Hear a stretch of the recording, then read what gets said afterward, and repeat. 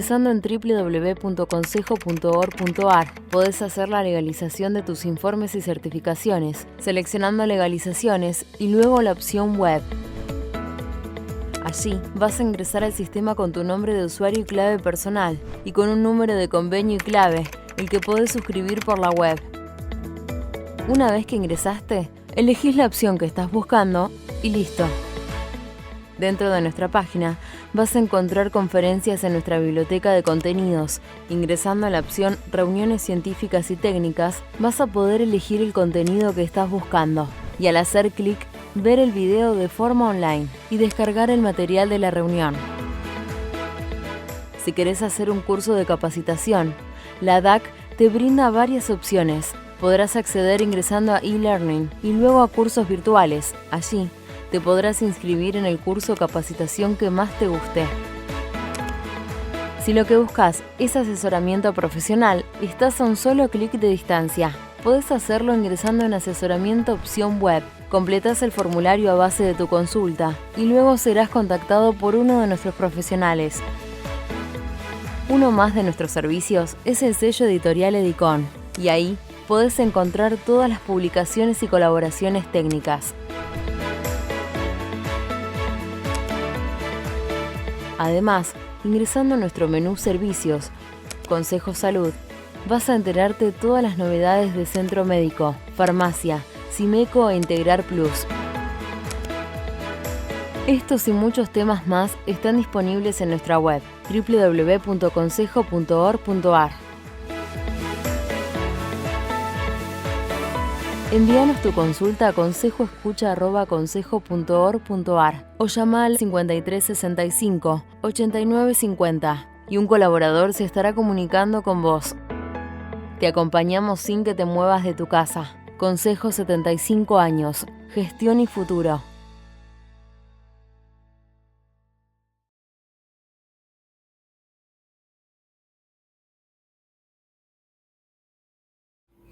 Buenas tardes, acá nos encontramos nuevamente desde la Comisión de Procesos Concursales, la cual presido. Mi nombre es Silvia Isabel Gómez Meana y el objetivo de este ciclo es de actualización profesional para todos aquellos colegas que ejercen la sindicatura o para aquellos también que tengan inquietudes sobre ese tema. En este encuentro vamos a tratar dos temas que son, a nuestro entender, de suma importancia. Uno de ellos es analizar el proyecto de ley de emergencia que fue tratado en diputados, que tuvo media sanción, fue elevado a la Cámara de Senadores, la que hizo determinadas modificaciones y se remitió nuevamente a la Cámara de Diputados. Esta parte del análisis estará a cargo de la doctora Roxana Martín y la segunda parte, que estará a cargo del colega Carlos Berger, va a analizar el fallo Beinfar, su concurso preventivo, el incidente del Crown. A continuación voy a proceder a presentar a la doctora Lidia Roxana Martín, quien es contadora pública, abogada, doctoranda de la Facultad de Derecho de la UBA, magíster en Derecho y Economía de la Universidad de Buenos Aires de la Facultad de Derecho, especialista en sindicatura concursal, especialista en docencia universitaria para Ciencias Económicas de la Facultad de Ciencias Económicas UBA. En la parte docente es profesora regular en la materia de Derecho Económico 2, actuación profesional del contador en sociedades, Derecho Económico, actuación profesional judicial, todo ello de la Facultad de Ciencias Económicas UBA. Asimismo es jefa de trabajos prácticos regular en la materia Seminario de Sindicatura Concursal. Es profesora en la carrera de posgrado de la especialización en la Universidad Abierta Interamericana. Es síndico A desde el año 2009, anteriormente fue síndico B desde el año 1997.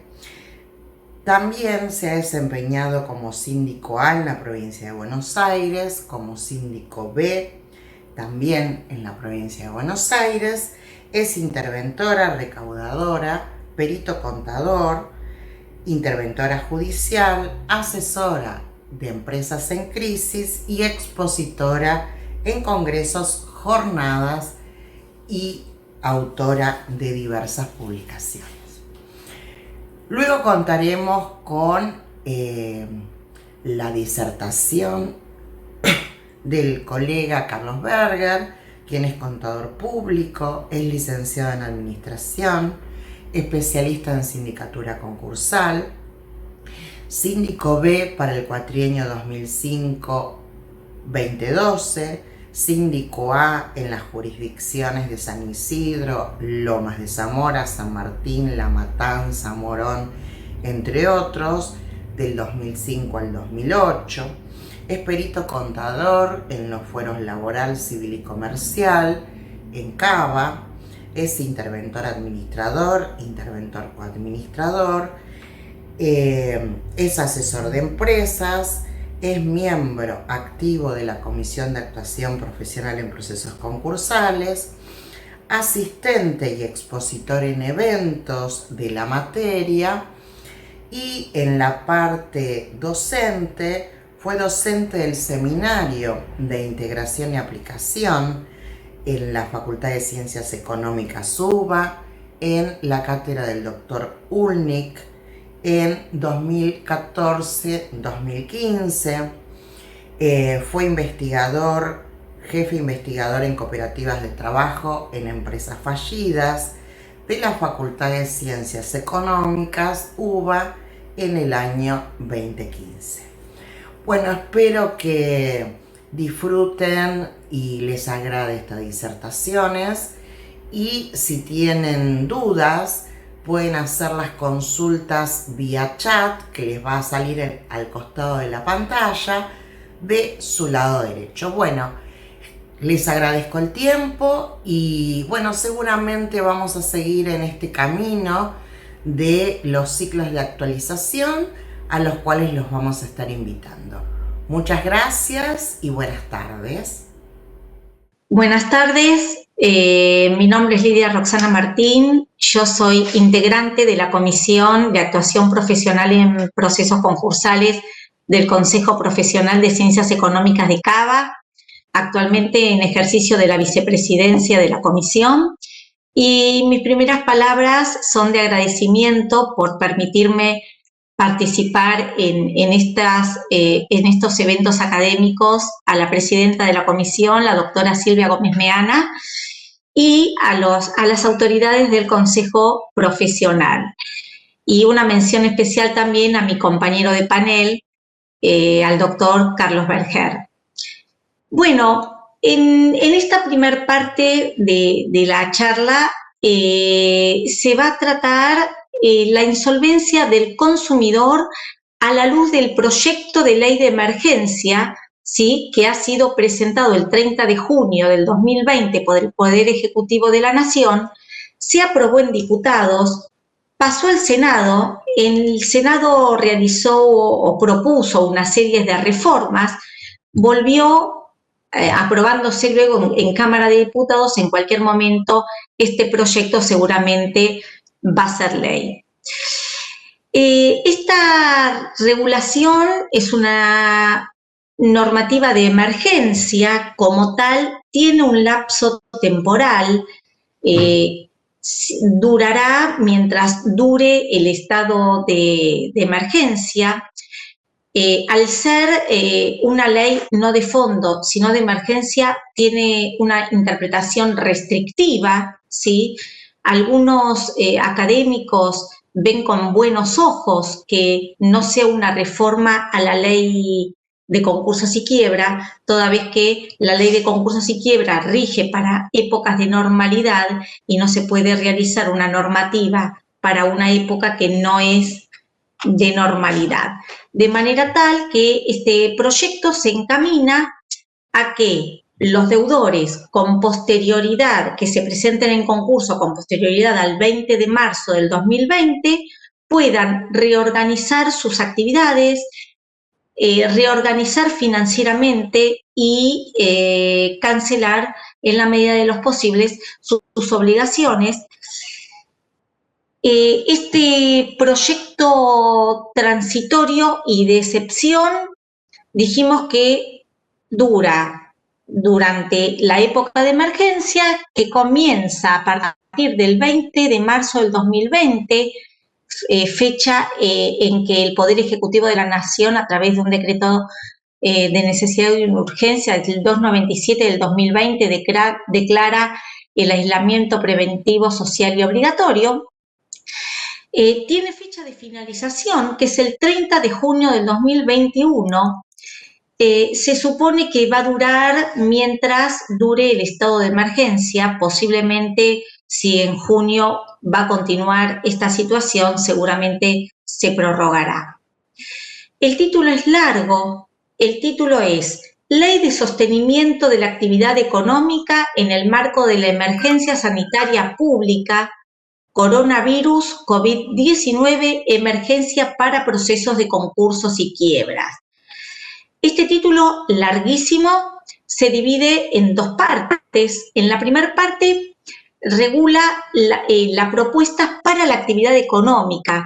Tengamos en cuenta que este título es anterior al que el Senado realice las propuestas, de manera tal que antes la primera parte del título, Ley de Sostenimiento de la Actividad Económica en el marco de la emergencia sanitaria pública, era para toda la actividad económica. Sin embargo, ahora el Senado la acotó y le puso una fecha de inicio a partir del 20 de marzo del 2020 con el decreto 297-2020, y las anteriores no aplican. Las empresas concursadas con anterioridad a esta fecha no están incorporadas en principio en este decreto.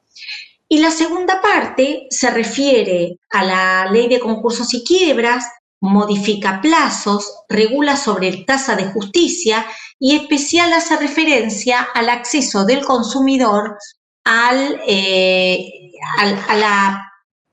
tratamiento de la insolvencia de la persona humana. Bueno, este proyecto de ley de emergencia tiene 4 artículos. Dijimos que sostiene la actividad económica concursada a partir del 20 de marzo del 2020, intenta favorecer para estas empresas el desarrollo inmediato de la actividad económica, otorga para las concursadas en este plazo unos plazos concursales muy generosos, y precisa cuestiones, ya dijimos, referentes a las personas humanas. Tiene algunos deslices que destacan los juristas en cuanto a este proyecto. Por ejemplo, declara la emergencia, pero no indica qué tipo de emergencia, si es una emergencia económica, si es una emergencia sanitaria, social, productiva, no dice qué tipo de emergencia, lo deja abierto. Otro tema que puntualizan algunos juristas es que declaren emergencia objetos, actividades, no a las empresas, sino a los sujetos en concurso preventivo. Luego comienza a detallar cuáles son los sujetos que se encuentran en emergencia, los que están presentados en concurso a partir del 20 de marzo del 2020, los presentados en APE a partir de esa fecha, los que tienen quiebras declaradas, etc. En materia de suspensión de plazos, no especifica hasta cuándo. Y en cuanto al concepto de consumidor sobreendeudado, que es el tema que nos ocupa a nosotros, lo conceptúa esta normativa, dice que es persona humana, que no realiza actividad económica ni empresaria.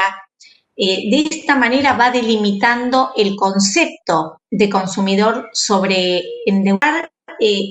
Lo que trata de tutelar la ley de emergencia es, o mejor dicho, el bien jurídico protegido que tutela la ley de emergencia es la dignidad de la persona humana, o sea que la persona humana y su grupo familiar se puede insertar nuevamente en la sociedad lo más inmediatamente que se pueda, que se inserte sin deudas, que pueda rehabilitarse automáticamente. El doctor Junchen Bass dice en sus exposiciones que la normativa trata de generar un escudo protector hacia la tutela de la dignidad humana y hacia la tutela de su patrimonio. Hoy, en nuestra ley de insolvencia, ni en todo el ordenamiento jurídico tenemos alguna ley que proteja a la insolvencia del consumidor sobreendeudado y que tutele su dignidad en forma conjunta. Lo más cerquita o lo más parecido que tenemos es el artículo 288 y 289 en nuestra ley de concursos y quiebra, que regula al pequeño concurso, pero que tutela otros intereses distintos, tutela el cobro del crédito por parte del acreedor, tutela la fuente de trabajo para los trabajadores, tutela el que continúe la unidad económica trabajando, pero no tutela la dignidad humana. Pero bueno, hasta el momento es lo único que tenemos en este tema. Continuando entonces con las características del deudor sobreendeudado. Los jueces siempre se resistían a decretar la quiebra de estas personas humanas porque en general eran empleados públicos que no tenían patrimonio para realizar. Al no tener patrimonio para realizar o para liquidar, no había pasivo para cancelar y no las decretaban.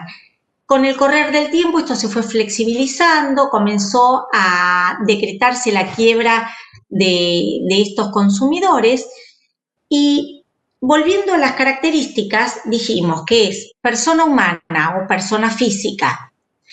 Con el anterior Código Civil era persona física y a partir de agosto del 2015 con la sanción del Código Civil y Comercial de la Nación pasó a ser persona humana, que no realiza actividad empresarial, que no tiene acceso al crédito oficial. En general son los acreedores financieras que operan a través de débitos sobre los salarios de estas personas humanas, en donde mensualmente se debitan sueldos, se debitan de sus sueldos. Los empleados cuando van a retirar sus salarios no retiran la totalidad, retiran muchísimo menos de lo que deben percibir, no tienen bienes para ejecutar. Obviamente, si tendrían bienes para ejecutar, la herramienta que le convendría es el concurso preventivo, precisamente para preservar su patrimonio.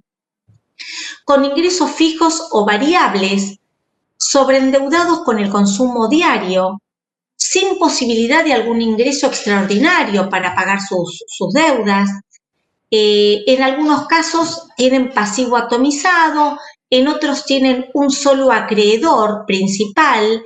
Es el caso claramente de las provincias o del interior de nuestro país, en donde los empleados públicos tienen una proveeduría que le provee de bienes y de servicios a cambio de una cuota mensual que le debitan directamente de sus salarios. Algunos conceptos que se vinculan con esta temática, el discharge y el fresh start. Vamos a encuadrar estos dos conceptos en esta temática. Dijimos entonces que en la actualidad estos deudores no tienen activos para realizar, ¿sí? De manera tal que los gastos del proceso no se pueden cancelar y mucho menos alguna cuota a los acreedores, algún dividendo concursal para los acreedores. ¿Y qué hacemos? ¿De dónde se nutre la quiebra o el proceso para pagar los gastos? Porque sabemos que hay edictos, sabemos que hay tasa de justicias, sabemos que están nuestros honorarios. Bueno, el mecanismo es el siguiente. A estos empleados se les retienen un porcentual de su salario, que es el 10% del excedente del sueldo mínimo vital y móvil. Si cobran más de 2 salarios mínimos, es el 20% del excedente de un sueldo mínimo. Esto es durante 12 meses hasta la rehabilitación. Con la suma de estos valores, la sindicatura procede al proyecto de distribución final de fondos, a prorrata si no alcanza para pagar los gastos del proceso y a prorrata si sigue sobrando para el pago del dividendo concursal hasta los acreedores. Y durante este año, hasta la rehabilitación, todos los bienes que ingresen a su patrimonio se incautarán, se realizarán estos bienes y se completará el pago de las sumas adeudadas al acreedor. Ahora bien, ¿qué pasa con este pasivo no cancelado?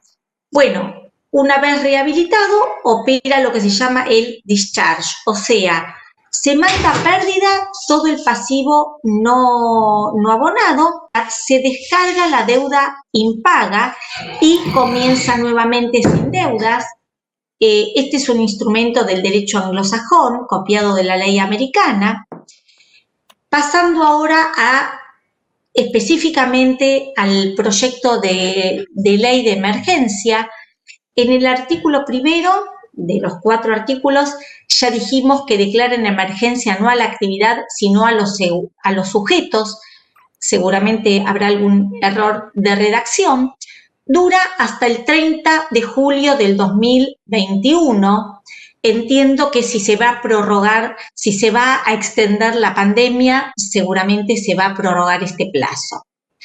El artículo 2 suspende las subastas judiciales y extrajudiciales por prenda e hipoteca.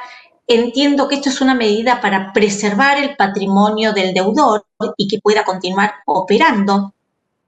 No alcanza esta suspensión a las ejecuciones de garantías por algún aval o algún fiador. Los concursos preventivos en trámite, ¿sí?, que se encuentren a partir del 20 de marzo del 2020 van a continuar su curso, se beneficiará por alguna reestructuración o algún convenio que haya con los acreedores y principalmente se van a beneficiar por todo este periodo de feria extraordinaria que decretó la Corte, en donde todos los plazos quedaron suspendidos. Se suspenden los plazos del periodo de exclusividad. Ordena al juez que todas las fechas que se han fijado durante esta feria extraordinaria sean prorrogadas hasta la homologación. Algunos juristas entienden, como el doctor Anich, que estas prórrogas y estos pagos con un plazo adicional, en definitiva, juega en contra al deudor porque va a generar en alguna medida un mayor costo de financiación y seguramente las sucesivas compras de mercadería o materia prima va a venir con un costo financiero adicional y o en algunos casos se les va a requerir que paguen en efectivo para evitar cualquier cambio en el valor de estos bienes. Continuamos. El artículo 5, el inciso 5 del artículo 2 suspenden los pedidos de quiebra encuadrados en el artículo 77 de nuestra ley de insolvencia, pero sí permite trabar que se solicite al juez trabar medidas cautelares como la inhibición general de bienes. Se suspenden los embargos en las cuentas bancarias con dos excepciones. Una es el pago de créditos laborales y el otro es para el pago de deudas alimentarias.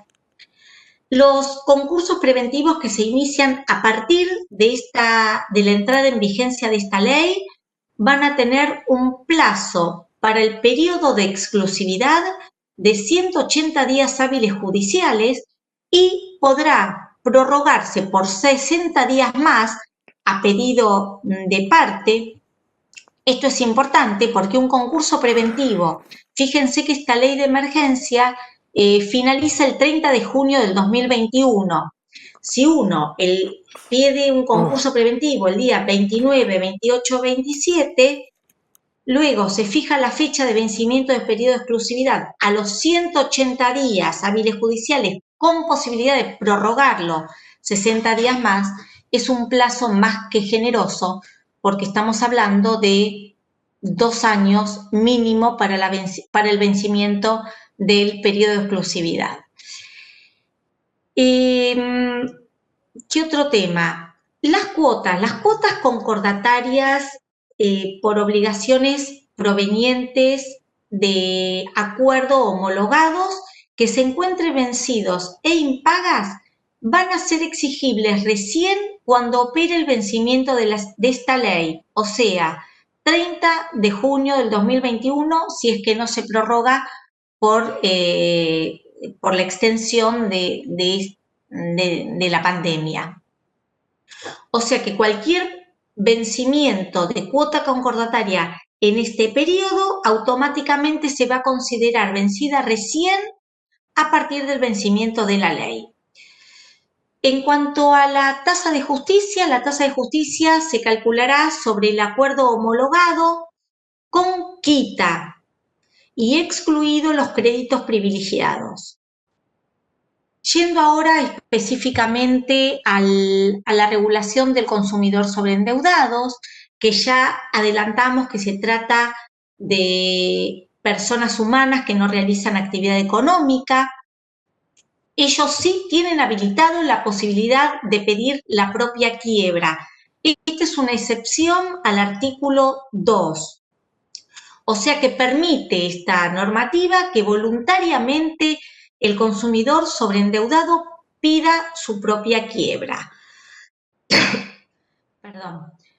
Algunos juristas entienden que teniendo en cuenta este plazo de 180 días hábiles judiciales para el caso de concurso preventivo con opción a 60 días más, a partir de las que se presenten de ahora a junio del 2021, sería una muy conveniente posibilidad para el deudor concursarse, porque al momento que van a tener que pagar sus cuotas concordatarias, la harán en moneda absolutamente licuada y con la quita o la propuesta de pago que realice. Sin embargo, la ley claramente le da una ventaja a los consumidores sobreendeudados, toda vez que les facilita el acceso al pedido de propia quiebra. ¿Qué otra cosa?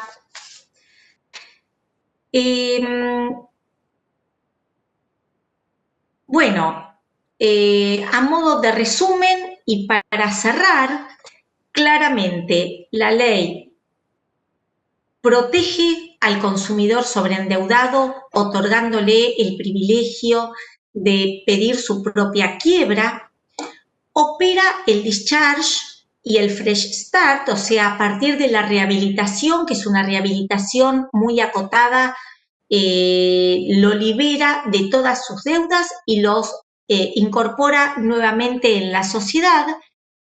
Y finalizo con la tutela que protege esta normativa, que es la dignidad humana, es la dignidad de su grupo familiar, es la inserción inmediata en la actividad económica y la inserción nuevamente en la sociedad. Bueno, muchas gracias. Con esto finalizo. Buenas tardes. estimados todos, muy buenas tardes. En primer término, quiero agradecer al Consejo Profesional la posibilidad que me da de dar esta pequeña charla. También especialmente a la doctora Silvia Gómez Meana, que me ha permitido hacer esta presentación de este caso que es sumamente interesante. Es una charla que comparto muy a gusto con la colega Roxana Martín. Este caso, tal como veremos al final, aún no está cerrado. Se trata de una sentencia de Cámara en el caso Beinfar Sociedad Anónima. Es un concurso preventivo y estamos acá en presencia de una apelación en la sala de un incidente de countdown.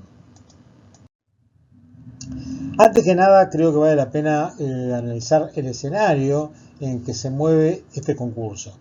La empresa deudora es una jugadora muy importante, es la empresa Beinfar S.A., es una jugadora importante en la industria farmacéutica que produce y comercializa no solamente en la Argentina una cantidad importante de fármacos, algunos muy conocidos como la ampiciclina, la atropina, diazepam, diclofenac, la heparina, que es un anticoagulante, el ibuprofeno, la oxitocina, que recientemente ha sido muy nombrada como uno de los probables fármacos para la cura del COVID-19, y una cantidad de vitaminas que se comercializan no solo en el país, sino también que se exportan. Y justamente esta es una de las situaciones claves en el concurso, ya que hicieron un convenio con Venezuela por el cual se les anticipó una cifra muy importante en dólares para la compra de especialidades medicinales. Ocurrió que la remesa fue rechazada por deficiencias farmacológicas y de esta manera la República Bolivariana de Venezuela se transformó en un acreedor quirografario por las remesas giradas al país a raíz de este convenio, que justamente da lugar a la sentencia que ahora comentaremos. La cuestión se inicia con el intento de acuerdo de la propuesta presentado por la concursada y la homologación que se frustró justamente porque la República Bolivariana de Venezuela, en adelante vamos a decir Venezuela, no votó. Es decir, se abstuvo de emitir opinión en el momento del acuerdo.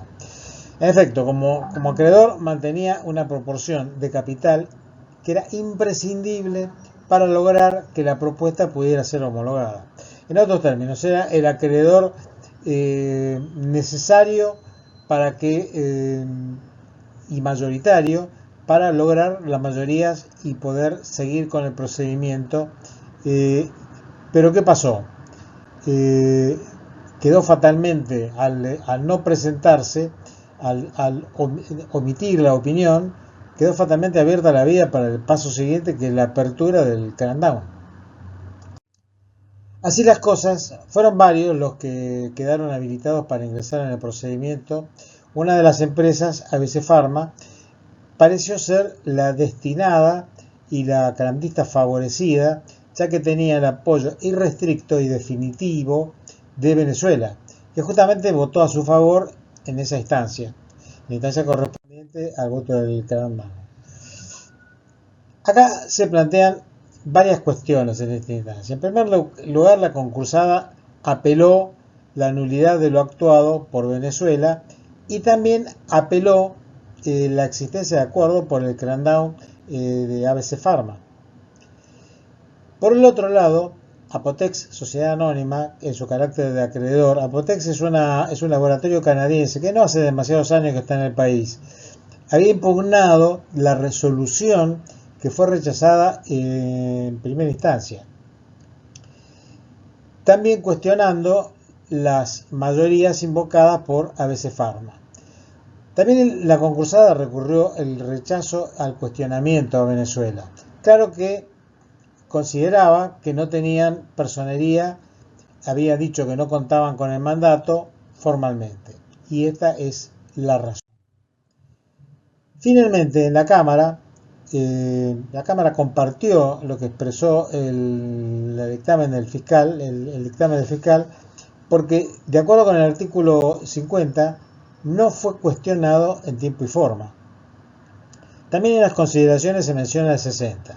El 60 justamente porque da la posibilidad que dentro de los 6 primeros meses de la nulidad, mejor dicho, se promueve la nulidad, y esto es decir en caso de dolo, caso de exageración del pasivo o del activo, ocultamientos o privilegios indebidos. En definitiva, a título de conclusión, la Cámara consideró que no se cumplían los requisitos que exige la ley de concursos. Por el otro lado, la Cámara, con respecto a estas cuestiones, tenía que resolver otro tema. Tenía que resolver si Apotec tenía facultades para impugnar la propuesta y en todo caso, si es que podía hacerlo. Porque de acuerdo con el 50 tenía 5 días para hacerlo, o si podía considerárselo tardío. Es decir, son cuestiones fundamentales para poder avanzar en una sentencia justa. Y a partir de este momento decide tratar ambas cuestiones, la de la concursada y la de Apotec, dado que tienen los mismos fundamentos y el mismo objetivo. Yendo al tema central y el fondo de la cuestión, también debe decidir si Venezuela votó a ABC teniendo las facultades legítimas, es decir, si su representante estaba debidamente facultado con un mandato legal de Venezuela y si tener el poder original era un elemento esencial para poder ejercer el voto. En este punto se daba una seguidilla de circunstancias que ponen en tela de juicio si realmente el mandatario estaba facultado. La primera cuestión es que habiéndose solicitado que exhiba el poder original, no lo hace, a pesar que la Cámara le da 5 días para que lo presente. De una forma, en mi opinión, extraña, a pesar que la Cámara le da amplias posibilidades, resulta que el apoderado trae una fotocopia, fíjense esto, trae una fotocopia a color que llamativamente difiere del poder que estaba presentado en el incidente de revisión. Como un modo de asegurarse aún más, la Sala requiere a la Cancillería para que investigue, para que informe sobre la regularidad de este poder. También le requiere que informe sobre las apostillas, pero no obtienen respuesta. Finalmente, el apoderado no acredita haber realizado las gestiones que con amplitud de criterio y tiempo le dio la Sala y finalmente admite que el poder no lo tiene. Bueno, como es lógico, entonces entiende la Cámara que dicho informe no existe. Es algo demasiado evidente. A partir de la no existencia del poder válido, resulta necesario plantearse varias cuestiones. Yendo de atrás hacia adelante y siempre bajo la premisa de la falta de legitimación de Venezuela para votar, resulta necesario definir si Venezuela está habilitada para votar en el crackdown. Y en consecuencia, y siempre bajo el mismo supuesto, yendo más para atrás, al no obtenerse las mayorías del artículo 48, vale la pregunta si correspondería decretarse la quiebra. ¿Corresponde decretarse la quiebra en un caso como este? Ahora vamos a lo fundamental. Resulta ser que Venezuela es el acreedor principal y no tiene el poder. Pero por la proporción de capital que tiene, es evidente que tiene la llave de la negociación. Entonces el voto o no pronunciado en la propuesta de acreedores puede considerarse un voto negativo. Ahora, ¿pudo sin el poder haber votado aceptando la propuesta? Estas son preguntas que siempre son teniendo en cuenta que el poder no puede ser exhibido. La Cámara ahora tiene que emitir algunas conclusiones. La primera cuestión es sobre qué base debe computarse el voto. En efecto, la mayoría y y computar solamente los votos que realmente pueden emitirse. Y acá es cuando aparecen dos perspectivas que fundan la resolución. La primera cuestión es que es positiva cuando es el acreedor verdaderamente el que decide en forma legítima y con títulos habilitantes y acepta una propuesta, o bien, solo con la negativa, desestimar la misma. Y en este punto subyacente, lo trascendental es que en el acreedor solamente puede aceptar o desistir solamente si está legitimado. Por otra parte, la sala resaltó que la quiebra es siempre la peor de las soluciones y el juez no debería desentenderse de los resultados de esta sentencia. En definitiva, parecería que la sala, en forma unánime, considera que para el cómputo de las mayorías debe retrotraerse la situación que existía al tiempo de la propuesta presentada por el deudor. Y además resulta conveniente mantener el criterio de la primera instancia y aplicarlo a la propuesta.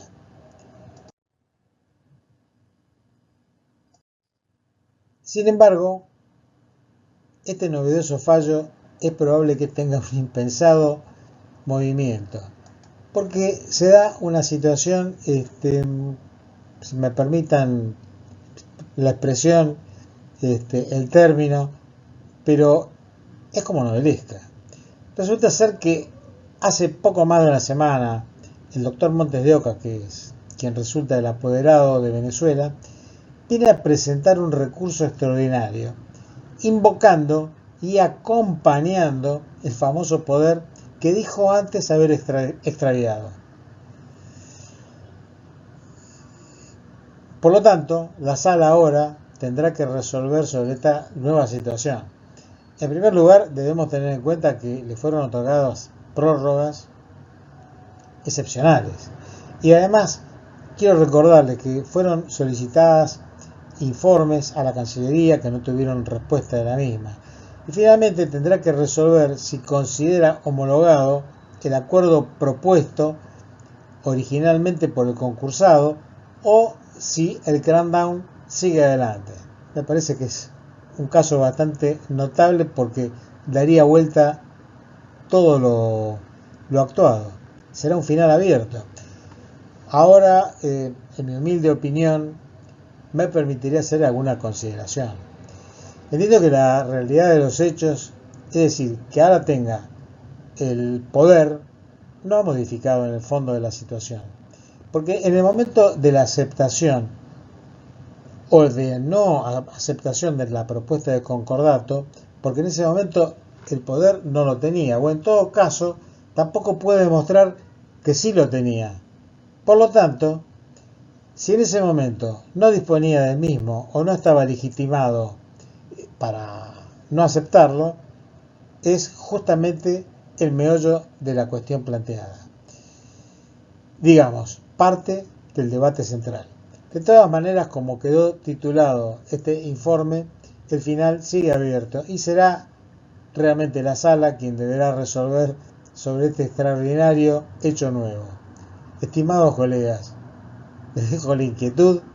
Muchísimas gracias por escucharme y seguiremos este caso momento a momento. Y desde ya, muchísimas gracias nuevamente y que tengan ustedes muy buenas